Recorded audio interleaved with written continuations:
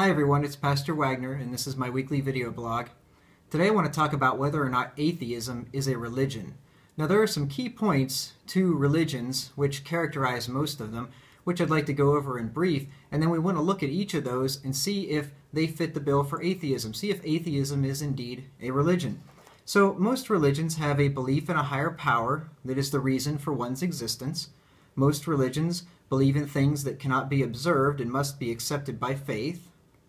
Most religions have a story of creation. Most religions have a moral law to which one must adhere. Most religions are evangelistic, meaning they go out there and try to promote their religion and share it with other people and evangelize. And most of them assemble with those of like faith for fellowship. So let's look at atheism and see if atheism meets these criteria for a religion. First of all, belief in a higher power that is the reason for one's existence. Well, atheists believe that the universe is eternal, and therefore it is the reason for its own existence, right?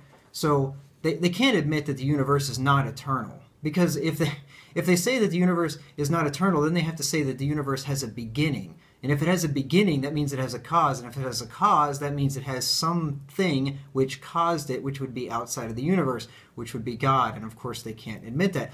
So they have to say it always existed. That's what a lot of them will say.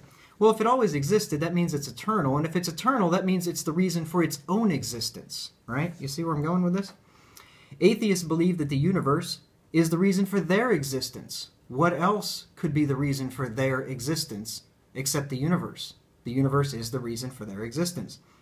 Therefore, atheists have a God, namely the universe. The universe is their God. Think about it. The universe, in their mind, has all the characteristics of God, right? It's omnipresent. It's pretty much everywhere. It's omnipotent. It's huge. It's vast. It's extremely powerful. We can't even comprehend the ends of it.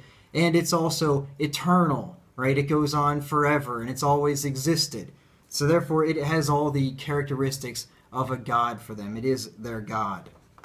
Now, in that atheists deny the existence of any other gods, atheists are monotheists. You see? So they are it's a monotheistic religion, atheism is.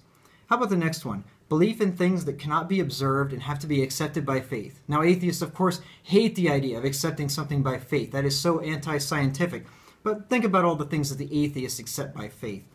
Many atheists believe in a multiverse which has never been observed and for which there is no evidence.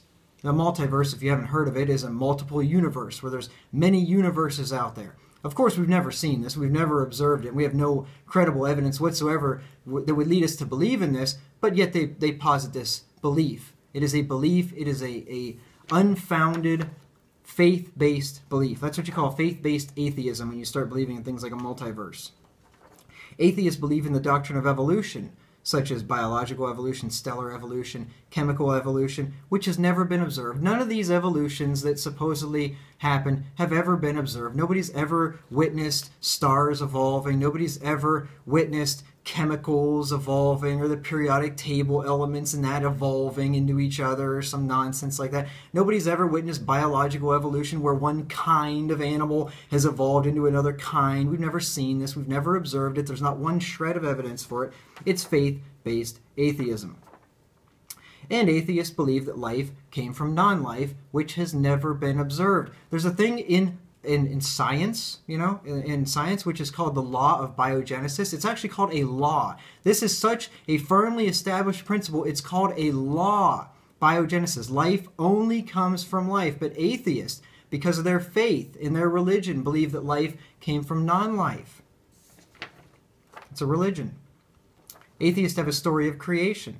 You see, atheists love to get on Christians about the biblical account of creation and make fun of us.